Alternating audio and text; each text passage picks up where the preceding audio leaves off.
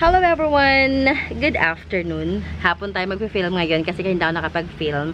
Kaninang umaga dahil nakatulog ako hanggang alas 10 ng umaga. Oh my God. Alam niyo yung the night before, nagpaplano ako na agad itong gagawin yung kinabukasan. And then, after umalis yung anak ko, sabi ko magla-lie down lang ako for an hour maybe. Yan. Pagkatapos na, nagising ako ng 10 o'clock na. So, wala tayong filming kayo ng umaga. Sabi ko mamayang hapon na lang. And, kanina may tumawag sa akin. And, naghahanap ng ating flexing, ng ating video for today. Sabi ko, mamayang hapon po, mag-video ako. Ayan. Salamat sa mga nag-aabang. Kamusta kayo? My name is Jing. This is Jing Magnus Garden. And, we're trying to film almost every day para mag-flex natin mga halaman for sale.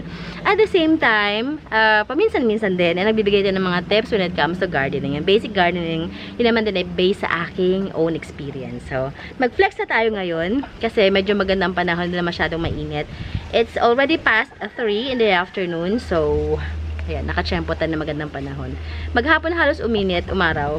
Kaya, ang iba is talagang nasa labas lahat ng mga sampayin. So, ayan. Kasi mga ilang araw din halos umuulan, no? May iba pa nga nagsususpend ng classes kasi nga, baha na sa kanilang mga lugar.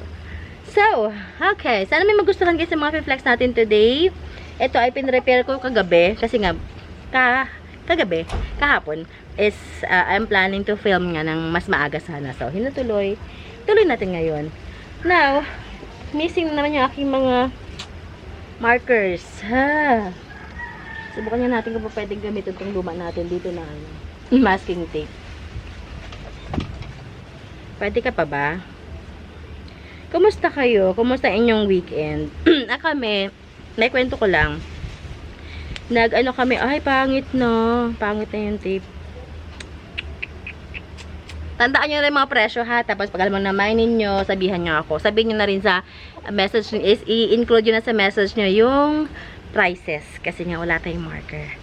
Ang ating featured plant for today's video ay this one. Ang ating Jose Bono. Dry na siya. Kailangan natin siya diligan. Ganda, oh. Ganda ang variegation niya. Pangit ang iyong, wait lang. Tanggalin natin to. Yan.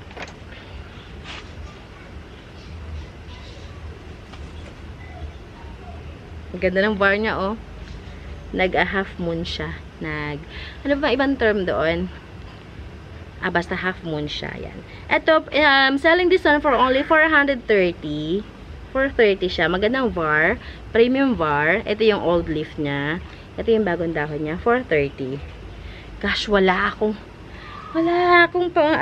marker. Anyway, tandaan nyo na lang ha. 430. Next natin. Saan tayo pwede ipasto? Mamaya na lang. Kasi baka mapunit yung dahon. Masagi ko.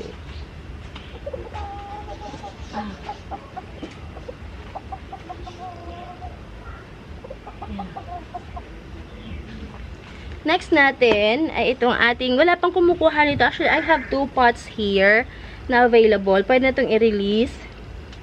Alam ko may isa akong bago. Nagbigay na siya ng bagong dahon. Ilabas natin ito sunod. Ito muna maliit na pot. Okay. Same lang ang pinagkuhanan ko ng mother nito ha. Ang mother nito ay ito na sa likod natin. Ito, yung mga big leaf na natin ng mga Florida Beauty na philodendron. Mas pareho lang size ng dahon. Hindi mas malaki ang dahon nito. Kasi ito yung mga una eh. Ayan oh. Ito yung bagong dahon niya. Ayan. Ito, walang presyo. Sige, pwede ko ito bigay sa inyo ng kahit 650 na lang to. 650. Itong isa mas malaki. Lagay ka dito. Itong malaki, ayan. Yan siya. Okay, pwede ko ito ibigay sa inyo ng 950. 950. Big leaf na siya, lobster type. 950. Ang unang benta ko sa kanya is 150, pero sige 950 na lang to. Okay. Hindi ka kasha. Na-atching ako. Yan. Okay, next. Ito is Splendid, ang alam ko. Pero i-correct niya ako. Baka mali ako, ha? Kasi nalilito na ako sa pangalan niya. Hindi ko nasulatan kasi ng pangalan nung binigay, nung pinadala to sa akin. Pero I guess this is Splendid. Itama niya ako sa mga expert. Ang dahon niya, nagaganyan siya. Oh, ewan ko, hindi ko alam. Ito, I'm selling this one for only $5.20. Pero negotiable pa. Pwede nyo pang tawaran. Ganda ng dahon niya, oh. Ganda, no? Ayan, oh. Ang ganda ng lighting paghapon. Parang gusto kong baguhin. Ah, hindi pala pwede. Kasi paghapon, mayroon akong activity. Ay, naikwento ko ba sa inyo? May sinasabi ko kanina. Yung weekend. Kalimutan ko. Ay, ano nakarang weekend, namasyal kami sa Fort Bonifacio tsaka sa museum. Dumating kasi yung isang office mate ng asawa ko taga Norway.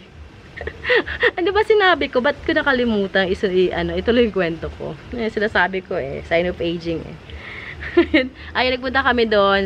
Pinasyal namin siya kasi first time niya sa Philippines. Pero limited kasi yung time niya. Mahilig siya sa mga history, ganyan. Hindi siya mahilig sa mga beach. Now, sinama namin siya dun sa mga National History of National Museum of Natural History, sa Anthropology. Gusto pa nga namin pumunta sana dun sa may Fine Arts, kaso lang hindi na kaya ng oras kasi mag-Fort Bonifacio pa kami. Fort Santiago pala, sa Intramuros, ayun. Pinasyal namin siya dun. Natuwa naman siya kasi nga, syempre, nalaman niya kung anong history. Lalo kay Jose Rizal. Kumbaga, na-highlight namin sa kanya si Jose Rizal kasi hindi niya kilala. Pinakilala namin si Jose Rizal kung bakit siya naging national hero ng Pilipinas. Ayun. Tuwa naman siya. Napakabait. Napakabait yung office mate niya na yun. Okay. Next.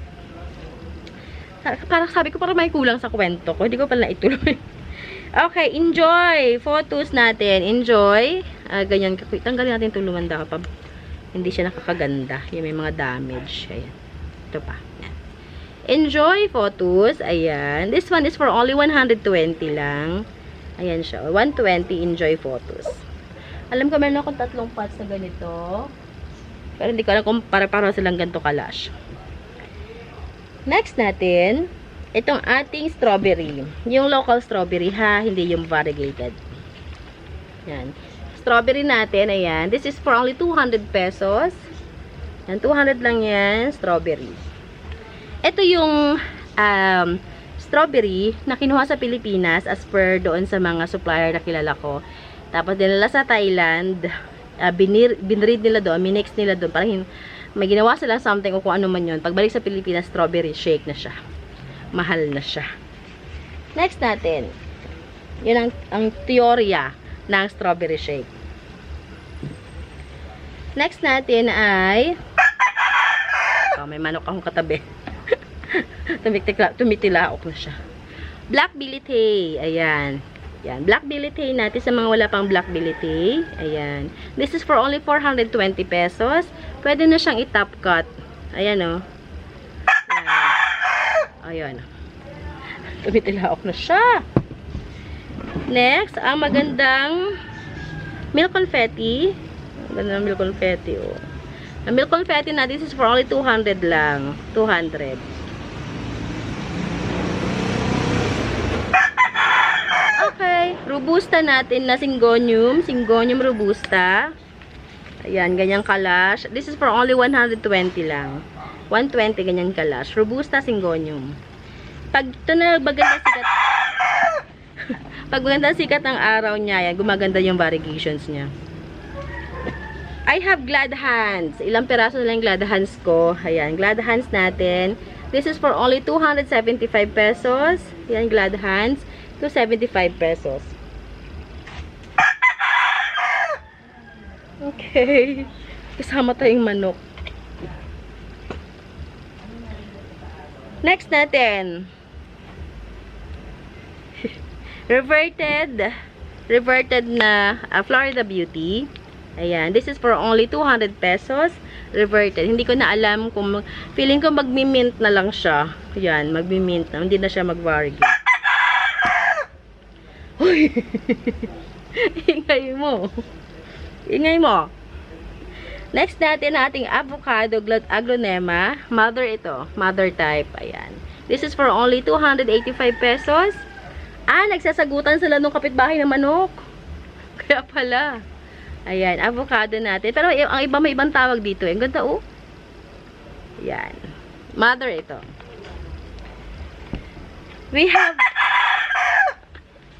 Dwarf Moonlight. Ayan, Dwarf Moonlight na. This is for only 150 pesos. Ayan, parang 200 yata yung offer ko nakaraan. So, basta, yun.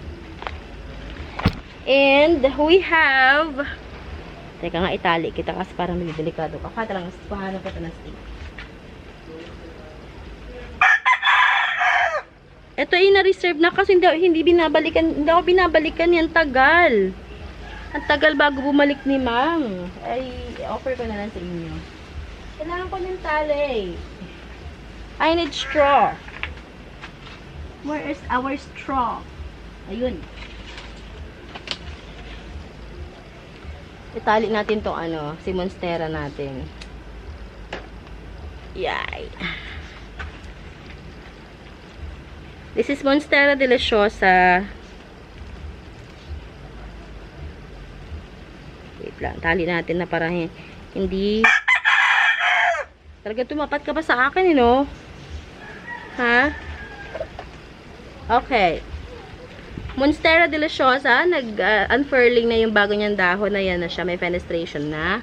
Ayan. This one, I'm selling it for only 495 pesos. 495. Ayan. O sige, 450. Pwede na sa 450. Ako lang nag-propagate niyan. Meron ako mga giant na Monstera. Ayun kung makikita nyo sa likod. Ayan, no? Ayan. Ang laki. Ang laki niyan. Pinag-iisipan ko kung ipapropagate ko siya or hahayaan ko lang siya dyan para may backdrop tayo. Kasi may isa pa akong option na Monstera din. Parang yun na lang siguro ipapropagate ko. Hayaan ko na ito, no? Tingin nyo. Yeah. Okay. Next natin is we have eto, bongga. Mayroon akong 2 pots. 2 pots nga bang ganito ko? 3 pots. This is variegated Boston Fern. Ay, na-variegated yan.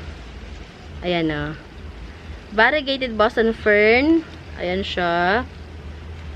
Ganito kalash.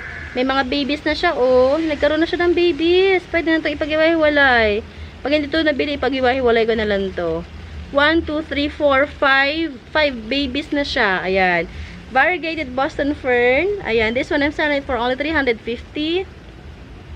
Mother na siya. Ayan. Ganyan siya kalash.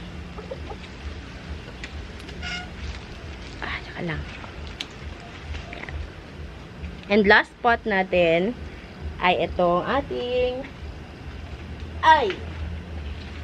Giant Golden Photos. Yan, Giant Golden Photos natin for only 200 pesos. Yan, 200 lang to. Ilipat nyo na sa mas magandang pa. 200 pesos lang. Alrighty? Balik ka dito. Yan.